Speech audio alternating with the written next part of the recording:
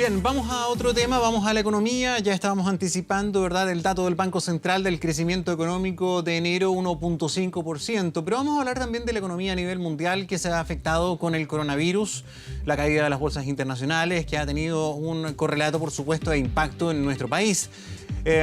Vamos a conversar esta mañana de todo este panorama económico con Carlos Butnevich, economista y académico de Ingeniería Comercial de la Universidad de los Andes. Carlos, ¿cómo estás? Bienvenido.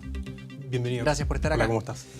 Oye, en primer lugar, ¿qué le parece el IMASEC? Porque da la impresión, estoy leyendo ahí algunas de las reacciones inmediatas, que estuvo sobre la expectativa, está bastante mejor de lo que se esperaba y en definitiva es el mes con el mejor repunte desde el inicio del estallido social, ¿no? Sí, me parece una noticia buena dentro del contexto que estábamos viviendo, donde vimos 2 meses consecutivos, octubre y noviembre, negativos, en torno a 3,4, 3,5 negativos.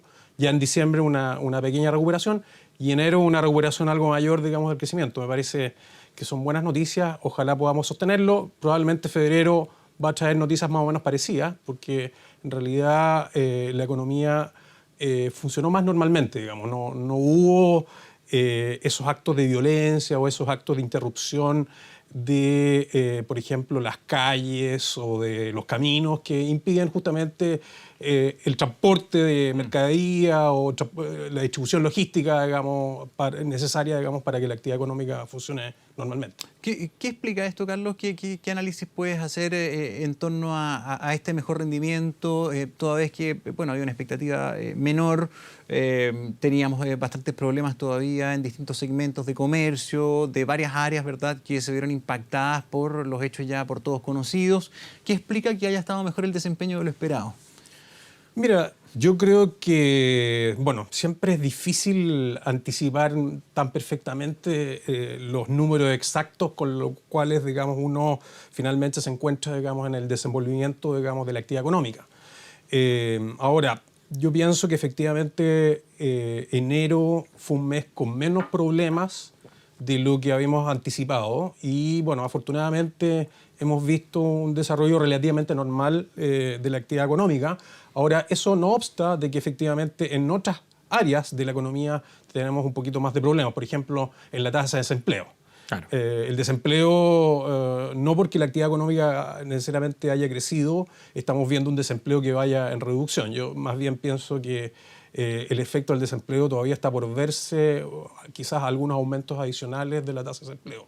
Sí, ahora, el desempeño de la minería en este IMASEC, ¿cómo estuvo? Yo estuve mirando los datos de exportaciones, hay una mezcla, digamos, porque las exportaciones mineras cayeron en los últimos datos que tenemos, pero hay una mezcla entre precio, que efectivamente, dado el contexto internacional, el precio del cobre ha venido cayendo, al igual que el precio del petróleo, pero lo que no está claro cuánto de ese efecto es precio y cuánto de ese efecto es cantidad. Una parte es precio del cobre.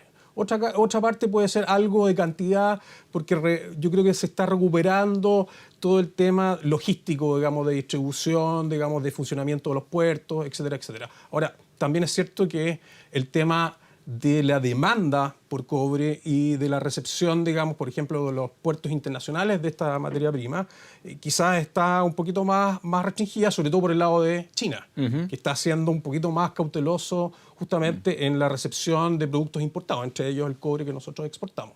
Claro. ¿Debería tener alguna variación el próximo IMASEC ya reflejando más el pic de los problemas del coronavirus para meternos un poquito en la materia internacional? Digo porque, a ver, acá efectivamente ha habido un frenazo de la economía china. O sea, hemos tenido los últimos 2 meses millones de personas haciendo cuarentena, ciudades que han estado paralizadas completamente, ciudades fantasmas, en economía industrial, o sea, que venía creciendo más o menos al 6% y que ahora está un punto menos, por lo menos. Lo que estiman los analistas en general, pero que puede estar obviamente en revisión, es que hasta el minuto, probablemente el primer trimestre de la economía china crezca 4,5%. Venía creciendo, digamos, en torno a niveles del 6%, es decir, algo más del 1% que tú mencionas. Por lo tanto, es un ajuste. Ahora, la apuesta o básicamente la duda que existe es cuán transitorio este fenómeno o cuán permanente. Hasta el minuto, hay una apuesta porque este fenómeno sea más bien transitorio, pero nada obsta de que en definitiva sea un fenómeno más permanente si es que en definitiva el coronavirus se transforma en una pandemia y que en definitiva también eso signifique, y lo estamos viendo, menores viajes internacionales, menor demanda por vuelos, menor demanda por productos en general, como tú bien decías, digamos, todas estas cuarentenas donde uno observa, por ejemplo, que los trabajadores en China se quedan en sus casas para evitar el contagio y por lo tanto hay menos producción. Eso significa necesariamente, como una economía nuestra que está tan abierta al comercio internacional, donde China es muy relevante, bueno, eso significa problemas obviamente en las exportaciones. Y eso de alguna manera lo estamos también reflejando en el tipo de cambio. El tipo de cambio ha venido subiendo, digamos, estamos en torno a 820, 818 pesos. Súper alto. Que en el fondo en parte se debe justamente a estos efectos del coronavirus, donde en el fondo el comercio internacional se ve restringido y una economía abierta como la nuestra es súper dependiente de lo que pase con la economía internacional. Ahora, ¿cuán inestable está la cosa? Porque uno ya empieza a leer, a escuchar distintos análisis que ya están comparando este momento con el de la crisis subprime. Sí. Estamos hablando de ese nivel de inestabilidad mundial.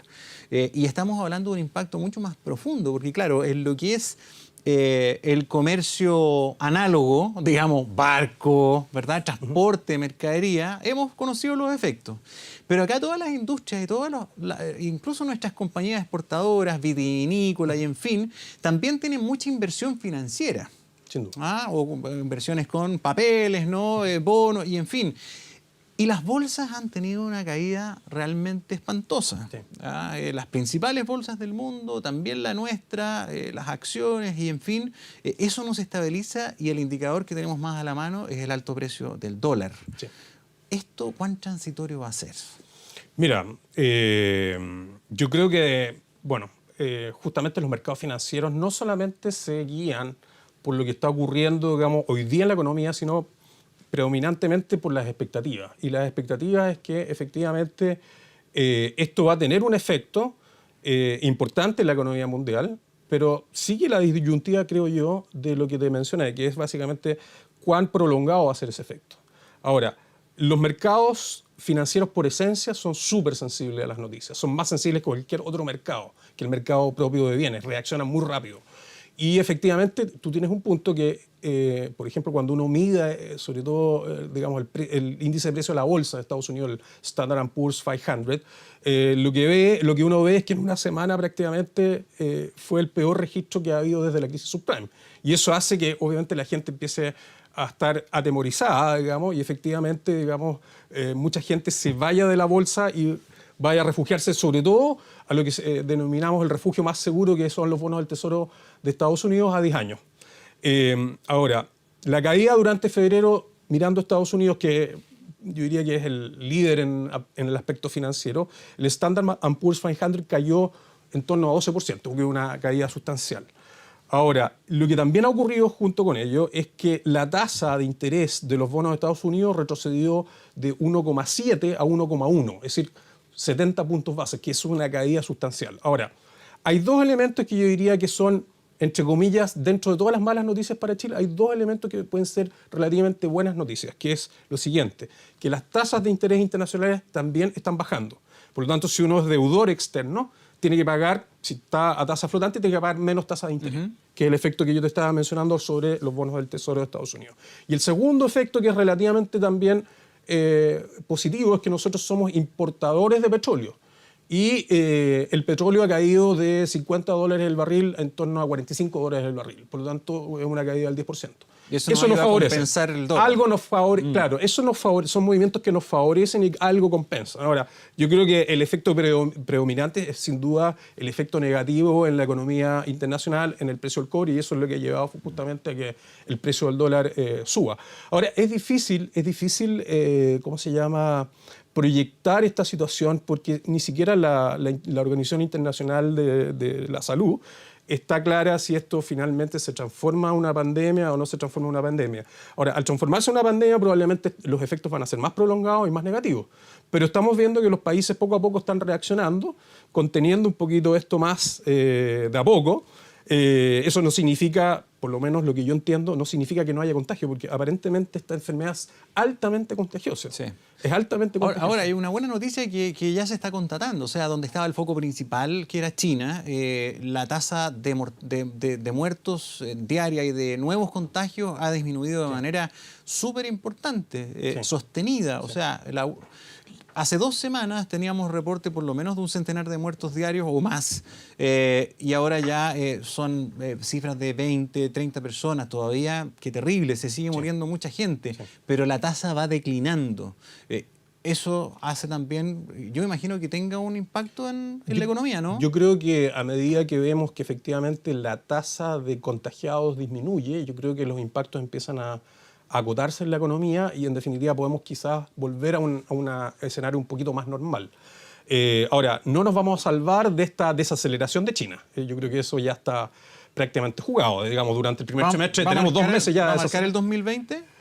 Es difícil que China, por mucho que eche a andar toda la maquinaria, logre crecer unos 2 puntos para volver al 6. Claro, yo creo que es muy complicado. Yo creo que sería un muy buen resultado volver a crecer a los mismos niveles, pero vamos a tener al menos el primer trimestre y probablemente el segundo trimestre con China creciendo menos, en torno al 4, 4,5%.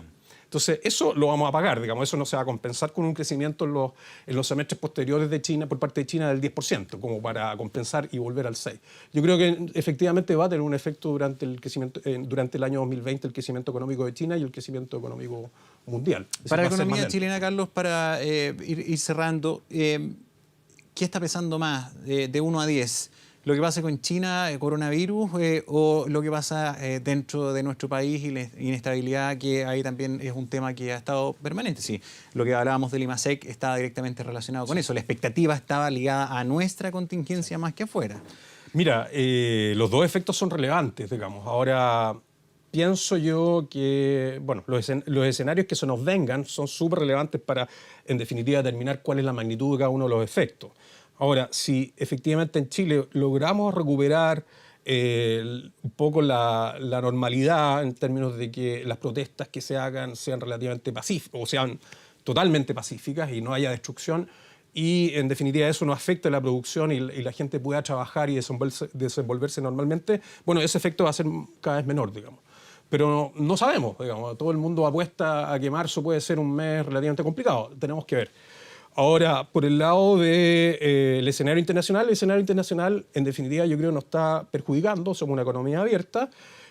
Ahora, en la medida que el coronavirus se controle, se contenga, me parece que vamos a tener, claro, un primer trimestre afectado por este efecto, pero en definitiva, si efectivamente a nivel internacional esto se contiene y se controla, vamos a volver a recuperar un poquito más la tendencia normal de crecimiento a nivel internacional. Yo creo que eso está por verse, hoy día es difícil saberlo. Las noticias que tú decías respecto de estos menores tasas de contagio, que yo creo que son indicios que son buenos, digamos, pero yo creo que todavía hay que ver qué pasa con el resto del mundo en términos de, estamos viendo también contagios a nivel de Europa y eso se ha ido expandiendo, tenemos que ver cómo eso se contiene también. Es decir, China aparentemente puede estar en mejor pie en la parte de este contagio, de este virus, pero en otras partes todavía estamos viendo episodios donde empieza a contagiarse más proporción de la población. Eso yo creo que está todavía por verse. ¿Recuerdas un efecto sanitario que tuviera un impacto en la economía de esta magnitud? Mira, yo recuerdo algunas enfermedades que han producido temor, pero efectos tan significativos en los mercados financieros no recuerdo, sí, sinceramente. Y además es bien esperable, los mercados son súper alaracos, sí, exagerados en reaccionar, pero acá tenemos cuestiones súper prácticas que yo al menos no recuerdo. O sea, que un país o que varios países cerraran fronteras, que un país cerrara ciudades, que paralizara todo su movimiento. Sí. No tengo recuerdo. Yo coincido contigo, yo creo que esto ha sido bastante a escala internacional. Quizás también ha habido un efecto de que la información proveniente de China inicialmente era poco clara y cuando uno no tiene información reacciona siempre muy precautoriamente, digamos, trata de decir, bueno, esto no lo conocemos, veamos qué significa, aparentemente es muy letal, por lo que inicialmente, digamos, era la información, entonces yo creo que es natural que todo el mundo reaccione, digamos, con ese temor, sobre todo cuando íbamos conociendo estadísticas cada vez peores, digamos, de contagio y de letalidad de esta enfermedad. Ahora, en la medida que empiecen a haber nuevas noticias, pero más bien del ámbito positivo, esto va a ir retrocediendo un poco y los efectos negativos en el mercado financiero van a ser quizás se reversan en parte. Ahora, lo que se está estimando por parte de los analistas en Estados Unidos es que la Fed pudiera, hay una probabilidad no menor de que la Fed mueva la tasa de interés bajándola en 50 puntos base en marzo. Como para darle una vitamina Para contrarrestar este efecto. Al sistema. Si eso es así y hay un análisis, digamos, por lo que ha dicho el presidente de la Fed, quiere decir que la Fed está estimando que el efecto de esto no es menor. Porque para reaccionar con una baja donde los analistas están esperando eventualmente 50 puntos base, lo que no se hablaba hace mucho tiempo, quiere decir que la Fed está viendo esto, sobre todo la reacción de los mercados financieros, como algo bastante importante y grande. Vamos a estar atentos al tema porque por supuesto que nos atañe y nos afecta directamente. Carlos Gutniewicz, gracias por venir. Encantado, muchas gracias por la invitación.